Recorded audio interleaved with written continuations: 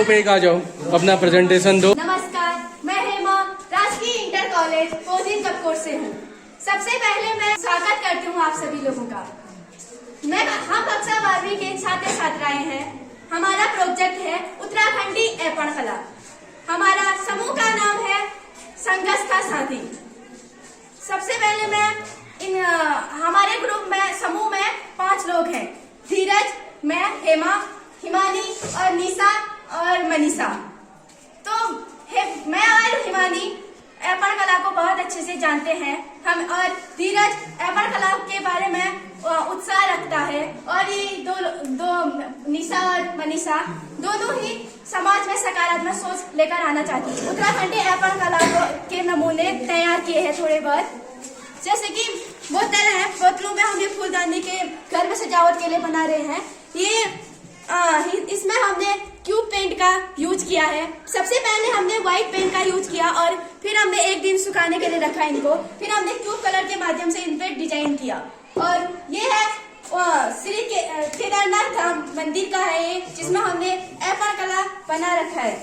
हमारे उत्तराखंड में पाया जाता है, चीड़ के पेड़ में पाया जाता है और इसमें हमने ऐपण किया हुआ है। मैंने एक लक्ष्मी माता का चरण बनाया है, जो मैंने 4 लोग बनाए हैं। मैंने पहले रेड पन्ना इसमें चिपकाया, फिर उसके बाद व्हाइट पेंट लेके आई मार्केट से। फिर मैंने व्हाइट पेंट से इसमें डिजाइन बनाई है और मैंने इन बोतलों में डिजाइन बनाए हैं। जो बेकार बोतलें थी उसमें मैंने अपने रेड पेंट करके फिर इसमें व्हाइट से डिजाइन बनाए हैं। उसके बाद और मैंने कलर ट्यूब का इसमें बहुत प्रयोग किया है और मैंने ये लक्ष्मी माता का चरण भी बनाया है और इसमें व्हाइट पेंट का भी बहुत उपयोग रहा है और रेड पेंट का भी रहा है। ये हमारी उत्तराखंडी संस्कृति से जुड़ा हुआ है। जो महिला है, स्वागत कर रही है आप लोगों का, जो इसमें बनाए हैं डिजाइन। तो हमको पहले ऐपण कला के बारे में उतनी रुचि नहीं थी और इसके बारे में हमको कुछ पता नहीं था। तो हमने गांव में लोगों के द्वारा गए और वहाँ पर प्रशिक्षण किया। ऐपण कला के बारे में बहुत कुछ जाना और बहुत कुछ सीखा और जिससे कि हम इसको अपने बिजनेस का तरीका भी बना सकते हैं। और इसमें सबसे ज़्यादा हमारे कक्षा अध्यापक, हमारे कौशल के अध्यापक श्री सोहन सर जी ने हमको इसके बारे में बहुत कुछ बताया और इसके बारे में हमने बहुत कुछ सीखा और धन्यवाद।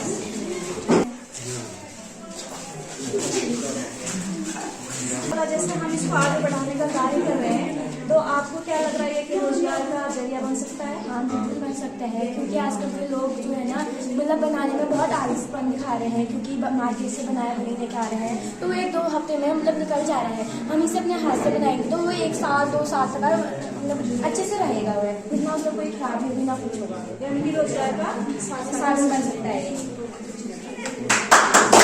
बेटा, आपने ये प्रेरणा कहाँ से सीखी?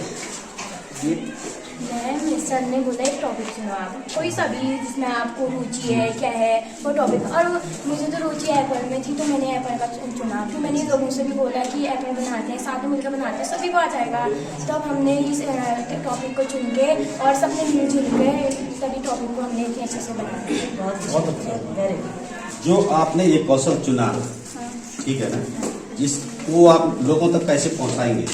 या जो इंटरनेट के माध्यम से, अन्य कोई माध्यम प्रदर्शन, और हम इसे बना बुन करके हम एक दुकान भी खोल सकते हैं अपना, जिसमें हम बना बुन करके अपनी दुकान में रख सकते हैं। फिर लोगों को हम मतलब यूट्यूब के जरिए उसे यूट्यूब में डाल सकते हैं या रील बना के उसमें डाल सकते हैं, जिसमें लोग हमारे मतलब इसे खरीदने के लिए आ सकते हैं।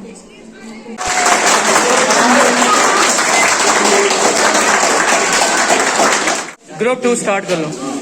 नमस्कार, मेरा नाम मीला गड़े है। मैं कक्षा 12वीं की छात्रा हूँ और हमारे विद्यालय का नाम है राजकीय इंटर कॉलेज कोठी। जैसे आप सभी को विदित है कि इस बार से हमारे स्कूल में कौशलम कार्यक्रम चला था, जिसके बारे में हमें बिल्कुल भी जानकारी नहीं थी। तो मैं सबसे पहले अपने कौशलम मार्गदर्शक का बहुत बहुत धन्यवाद करना चाहती हूँ कि उन्होंने हमें बहुत ही प्रेरित और उत्साहित किया कि बच्चों आप इस कार्यक्रम को कर सकते हो। और हमारे जो समूह का नाम है वो है उत्साही समूह, और जो हमारा प्रोजेक्ट आइडिया है वो है सिलाई और रोजगार।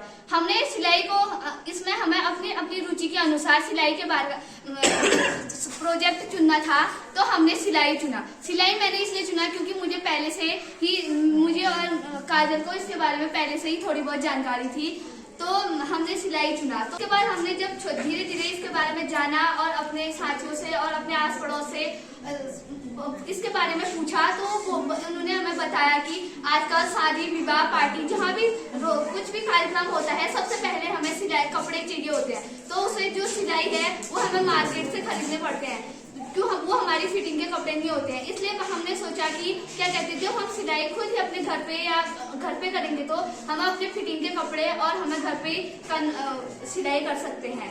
और धन्यवाद। मैं अपने शब्दों को यही विराम देती हूँ, आगे को आपको विक्रम बताएगा। नमस्कार, मैं विक्रम सिंह गढ़िया कक्षा 12वीं का छात्र हूँ। हमने समय निकालकर गुरुजन वर्ग से भी पूछा और उनसे भी बात की कि सिलाई को हम आगे रोजगार के रूप में कैसे व्यक्त कर सकते हैं, और सिलाई और हमारे समूह ने मिलकर सिलाई के कुछ नमूने तैयार किए हैं। तो हमारे ग्रुप ने मिलकर समूह ने मिलकर हमने एक फाइल तैयार की जो है सिलाई और रोजगार। ये हमारे सिलाई के बारे में जो हमें सिलाई करते समय वो बताई थी, सिलाई के नमूने जिससे हम सिलाई तैयार कर सकते हैं। नमस्कार, मेरा नाम संजय सिंह है। मैं कक्षा 12 में पढ़ता हूँ। विद्यालय का नाम है MD जोशी राजकीय इंटर कॉलेज कोचिंग, और मेरे समूह का नाम है साझेदार समूह, और मेरे प्रोजेक्ट आइडिया का नाम है नृत्य कला, और मेरे समूह के सदस्यों का नाम है मीनाक्षी, लक्ष्मी, धना, मोहित, संजय। धन्यवाद। हमारा प्रोजेक्ट है नृत्य कला। हमारा प्रोजेक्ट नृत्य कला 21वीं सदी के कौशलों और नृत्य मानसिकता को ध्यान में रखकर बनाया गया एक प्रोजेक्ट है। इसमें हमारे समूह के सभी सदस्यों ने यथासंभव सक्रिय होकर भागीदारी की है।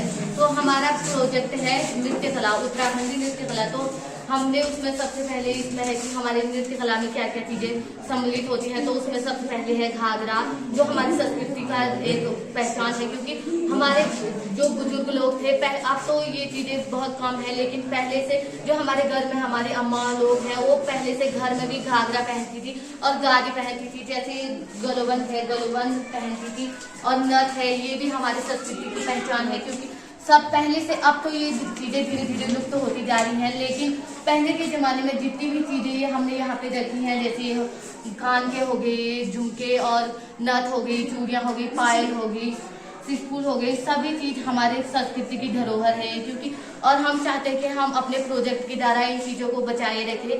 धन्यवाद। इससे आगे लक्ष्मी। नृत्य के विभिन्न प्रकार, उसमें पारंपरिक लोक नृत्य और चांचरी नृत्य और मुखौटा नृत्य, छोलिया नृत्य और झोड़ा नृत्य और पांडव नृत्य। और इनमें नृत्य में प्रयुक्त वाद्य यंत्र जिसमें हुड़काते हैं और ढोल, तबला, ढोलक, मसब्बीर और हारमोनियम। और नृत्य में प्रयुक्त अलंकार आभूषण जैसे कि नथ, मांग टीका, मटरमाला, गलोबन, चूड़ियाँ, पोंची, झुमका, पायल।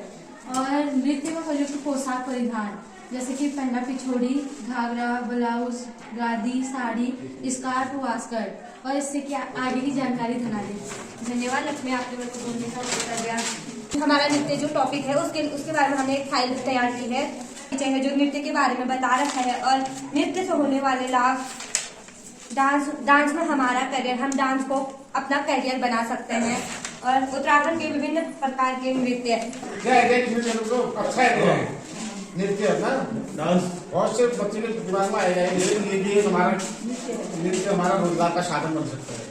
क्योंकि आजकल जो नृत्य है हमारे उत्तराखंड की जो संस्कृति है उसमें पहले से घोड़ा, चाचरी, लोक नृत्य ये बहुत ही ज्यादा प्रचलन में थे। लेकिन अब जैसे जैसे समय आगे बढ़ रहा है तो लोग फोक डांस के अलग अलग तरह के डांस सीख रहे हैं, तो ये संस्कृति लुप्त होती जा रही है। तो हमने सोचा कि क्यों ना हम इस टॉपिक को चुने, क्योंकि इसमें आगे जाके करियर भी है, हम अलग अलग जगह पे जाके अपने डांस को परफॉर्म कर सकते हैं। और हम इससे आगे चलकर एक डांस स्कूल भी खोल सकते हैं जिसमें कि बच्चे इस डांस को सीखे और इसके बारे में जाने। मेरा नाम है पूनम गढ़िया, मैं कक्षा 12वीं की छात्रा हूँ और मेरे विद्यालय का नाम है राजकीय इंटर कॉलेज कोचिंग। जैसे कि पता है आपको, कुछ महीनों से हमारी कौशलम की कक्षा चलती है और कौशलम की कक्षा में हमारे 5 ग्रुप बनाए गए। हमारा चौथा ग्रुप है और हमारा चौथा समूह है और हमारे समूह में 5 सदस्य हैं। 5 सदस्य पूजा, बबली, मैं, पूनम और कविता और संतोष। और हमारे समूह का नाम है जीत का संग और हमारे समूह में प्रोजेक्ट आइडिया है पहाड़ी रसोई। धन्यवाद। इसकी आगे की जानकारी आपको कविता देगी। मेरा नाम सरिता जोशी है, मैं कक्षा 12 की छात्रा हूँ और मेरा प्रोजेक्ट आइडिया है पहाड़ी रसोई। पहाड़ी रसोई अर्थात कुमाऊनी व्यंजन। कुमाऊनी व्यंजन हमारी संस्कृति और हमारे खान पान ज्यादा से ज्यादा लोगों तक पहुँचाने की एक पहल है। हमारे समूह का नाम जीत का संघ है, जिसमें हम पहाड़ी और स्थानीय अनाजों को एकजुट करके हमने पहाड़ी रसोई अर्थात एक भोजनालय चलाने की योजना बनाई और जिसमें हमने विभिन्न गांवों के उद्यमी किसानों को भी जोड़ना चाहा। मोटे अनाज इस प्रकार है झंगोरा, जिसकी खीर बहुत अच्छी खीर बनती है, और ये मक्के की रोटी पहाड़ी में बहुत स्वादिष्ट होती है। मसूर की दाल से सर्दियों का राजा भी कहा जाता है। इसे मसूर पाचन क्रिया में सहायक होता है, इससे प्रोटीन भी मिलता है। मडवे की रोटी पहाड़ों में बहुत खाई जाती है और इसे आयरन और खनिज जैसे पोषक तत्व होते हैं। इसमें तेज पत्ता, मांस, जौ, सफेद भट्ट, काले भट्ट, सरसों, चौलाई। मैं चार के माध्यम से पहाड़ी रसोई के बारे में बताना चाहूंगी।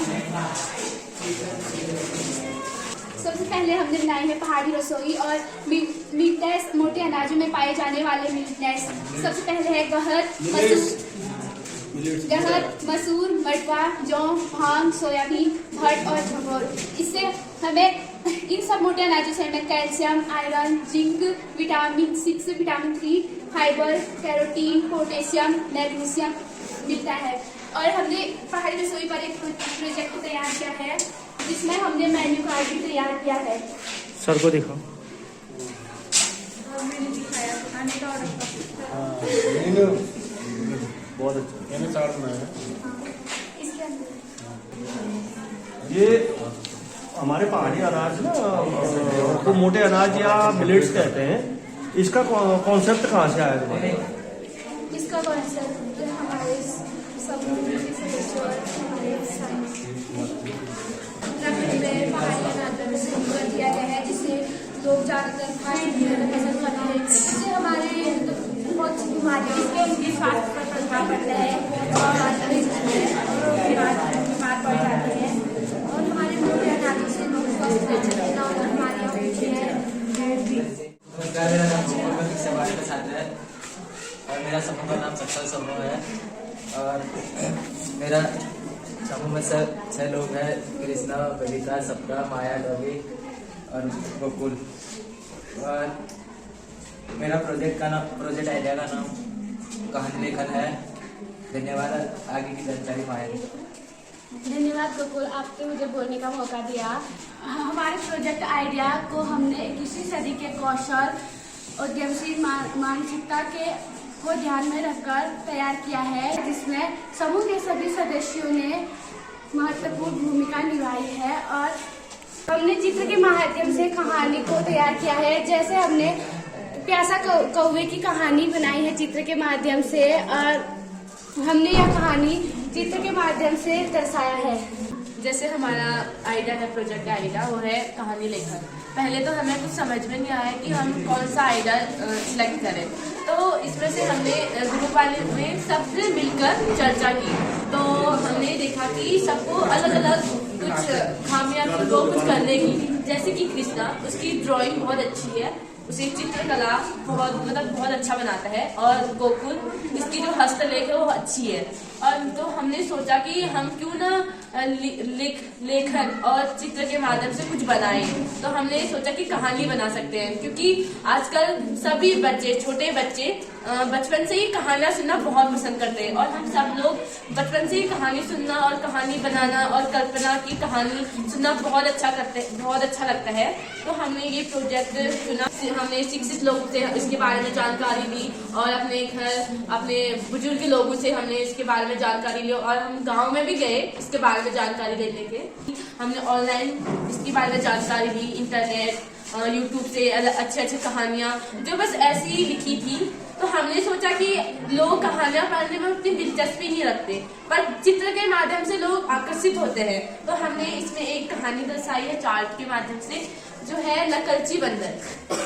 हमने पहले कहानी लिखी है और इसमें एक चित्र बनाया है, तो लोग कहानी पढ़ने से पहले चित्र को देखेंगे।